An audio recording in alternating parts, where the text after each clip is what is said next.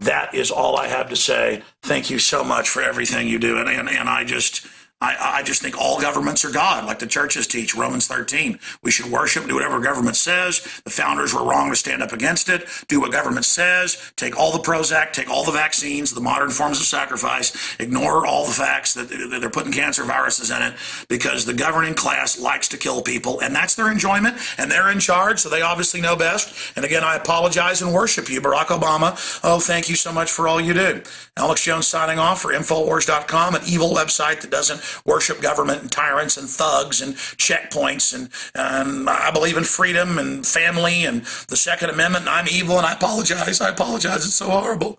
I apologize. Back to INFOWARS Nightly News. Now, Sheriff Joe Arpaio has, of course, been closely following what Obama has to say as well, and he agrees with the whole idea that the state's always there to help you. I mean, obviously, if you have a birth certificate from Hawaii, that means someone helped you get it. Of course, that's all sarcastic. So is Alex's video.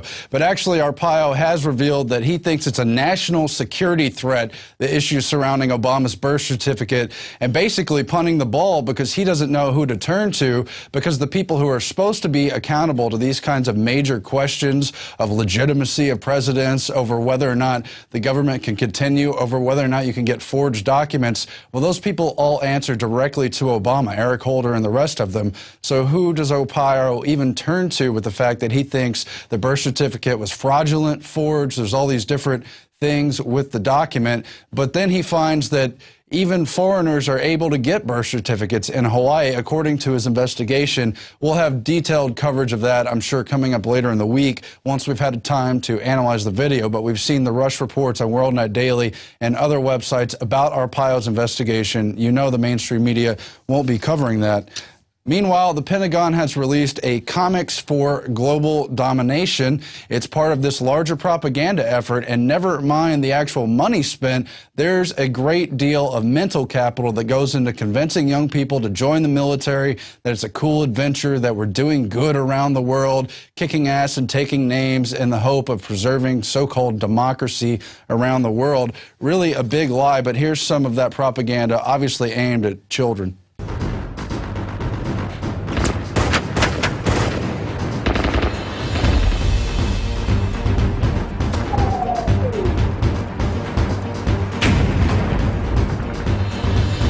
So you're seeing right now here part of America's Army Comics. It's going to be a free iPad and Android tablet from the same people who make America's Army PC games, always trying to indoctrinate people basically into killing at will, because it's always for freedom.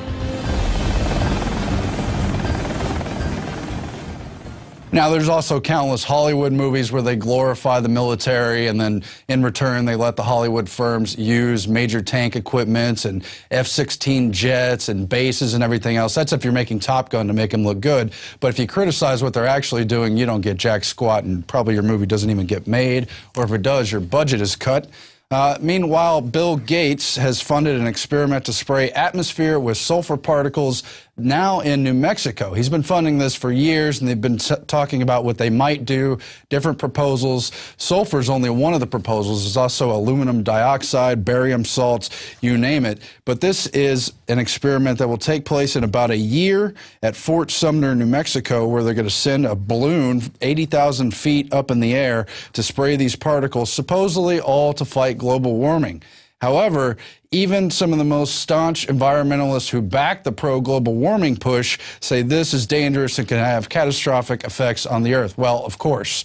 But they're saying specifically, if this was triggered in the wrong way, it could cause drought and famine while trying to cool the planet, really just reversing everything that they claim global warming would do, and doing it on purpose through their geoengineering experiments. Call it chemtrailing, call it what you will. We've done a lot of research on this. It's been ongoing for a while. And again, you see Bill Gates not only backing Monsanto, not only backing all kinds of dangerous genetically modified food and organism projects, but now spraying the skies, salting the earth. And as you might have guessed, there's GMO crops from Monsanto and other firms specifically meant to deal with too much aluminum in the soil, with too much of these other salts in the soil. I don't know if they have a sulfur variety, but we're going to have a lookout for that. And again, involved in the project is David Keith, one of the main geoengineering scientists who's always said these proposals are good ideas. He and others have presented before the Council on Foreign Relations and other bodies to promote it and make sure it's not too heavily regulated. That was part of the UK-US study from a couple years ago. Meanwhile, other environmentalists are saying that nuclear meltdown is good for the environment. I wrote an article on this on Sunday after I randomly heard an NPR segment where they said, visit sunny Chernobyl, and how it's a love letter to pollution. This author, Andrew Blackwell, has said, really in this poetic language, paradoxically, perversely, the accident may have actually been good for this environment. Because it's a quarantine radioactive zone, everyone has left a long time ago, and very few people spend any time here. He tells All Things Considered host Guy Raz on NPR. You've got to go in spring, obviously, and it's just full of trees and birds and insects. It's become a huge accidental wilderness preserve. In a way, nature has taken over. The birds and bees and animals and wolves are not aware, don't care about the radioactive contamination we do, Blackwell says. There's nothing like it. It's an absolutely unique place, and most of it is flat out beautiful. Now tell me that's not propaganda for Agenda 21, where they envision a planet rewilded by the general animals and bees and plants and birds, but devoid of humans, celebrating these areas where humans can't go anymore, even if it's for the ironic reason that man caused this great disaster, clearing out, in this example, the Chernobyl wasteland, which I think also killed more than 1 million people, scientists have estimated. But it's beautiful now because there's no people there and wildlife has taken it back over. So it's almost as if these nuclear disasters are good for the planet. And in fact, it dovetails with other propaganda that's been going on. And no, I don't just mean Ann Coulter saying that radiation's, quote, good for you, although that's totally insane as well. Suzanne Posel, who frequently contributes to INFOWARS, writes the article, Do Nuclear Disasters Play into the Global Elite's Agenda 21 Rewilding Scheme? And she goes on to cite someone totally different than the author I just cited, one Robert Baker, director of the Natural Sciences Research Laboratory, who says the 20-mile exclusion zone at Chernobyl is off limits to humans. However, all species of plants, insects, and animals have repopulated the areas and made a new home where no humans are allowed. Even some species that were supposed to be extinct have reestablished themselves without signs of mutation from the radioactivity. In fact, none of the animals at Chernobyl show signs of radioactive mutation. The world's biggest ecological disaster has been declared a growing natural habitat where deer grazed in lush pastures, wolves openly stalked their prey, and life was thriving despite the Geiger counter readings showing the dangerous levels of radioactivity present. Baker remarked, the countryside is beautiful. So there's that talking point again, that the atomic cleared zones, the radioactive fallout zones, while humans can't go there, are beautiful for the planet, beautiful for life. Really just bizarre stuff, as more than half of the U.S. nuclear plants are admittedly crumbling. Literally 75% or more are leaking, including the radioactive element tritium. It's affecting water supplies, general economic impact, environmental impact is all there. You got the Fukushima disaster still, excuse me, you have the Fukushima disaster still weighing in and causing problems, and yet they say, isn't it beautiful at Chernobyl? Really strange. Monsanto, on the other hand, Protection Act may help grant total immunity to the biotech industry and ensure that the GM crops are always approved.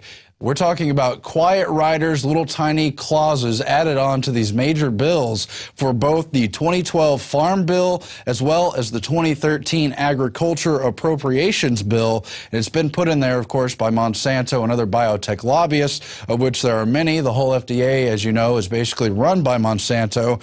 And inside these riders, inside these giant bills, are requirements that the USDA give temporary approval even when GM crops have been questioned and put into the safety box for greater evaluation, which of course is only necessary for the protection of humans. If you don't know, if you haven't been tuning into this program and so many others, GMO is dangerous. It's been connected to organ failure, sterility, infertility, sneaker, passed down, hidden, ghost, third-generation infertility, heart attacks, organ failure. Well, I already said that one, but lots of problems. In fact, at the end of this news segment, we're going to play Jeffrey Smith in this long primer in an interview we did with him a couple years ago where he explains the whole deal with GMOs, why you should look out for them, how to avoid them when you're shopping, and so on and so forth. So please stay tuned for that.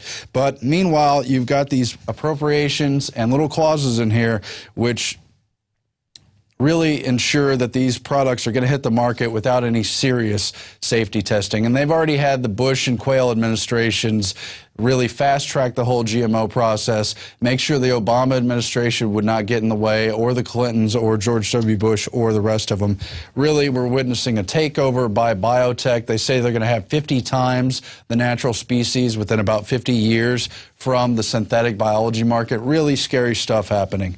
But in the here and now, we have to also be worried about World War III. We have Iran just announcing that its plans to close the Strait of Hormuz have been finalized. You remember at the end of last year and earlier in this year, they were warning that they could block the Strait of Hormuz and that they would if attacked by the West. Now they're saying that plan is finalized. Don't attack us over the nuclear issue or anything else, or else we're going to block the Strait of Hormuz, which would definitely send things into a World War III zone.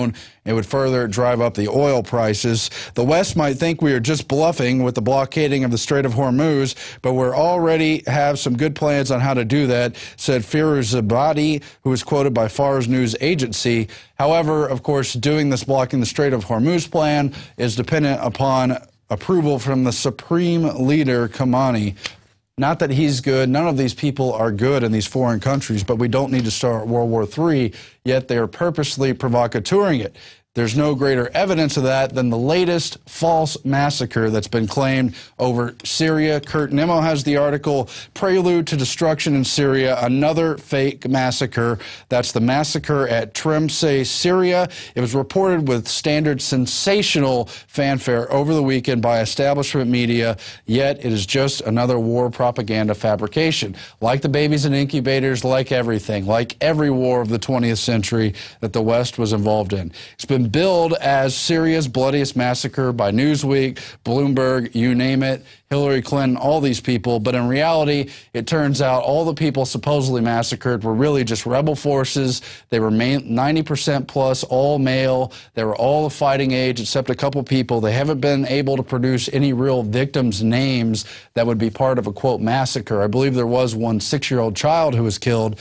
Well, you want to guess how many civilians will be killed if you bastards go to war in Syria, if you start a World War III? How many civilians were killed in Iraq? It's been estimated conservatively at more than 1 million people during the formal war and another million during the decade of sanctions under Clinton and the others. But they want to holler and scream about 130 excuse me, not even 130, 103 victims that were actually just al-Qaeda rebel fighters funded, propped up by the West to take over Assad. That's what's really going on, but they want to claim it's a massacre. And even the New York Times admits that it was a battle, not a massacre. Details of a battle challenge reports of a Syrian massacre. That's in the New York Times. It's right here. And it goes on to explain how the whole deal with the city of Hama and the deal with Tremsa was all just really an uneven clash between the heavily armed Syrian military and the local fighters bearing light weapons that they got from the West. And they've got the Syria National Council and the other CIA factions prepared to take over Syria once they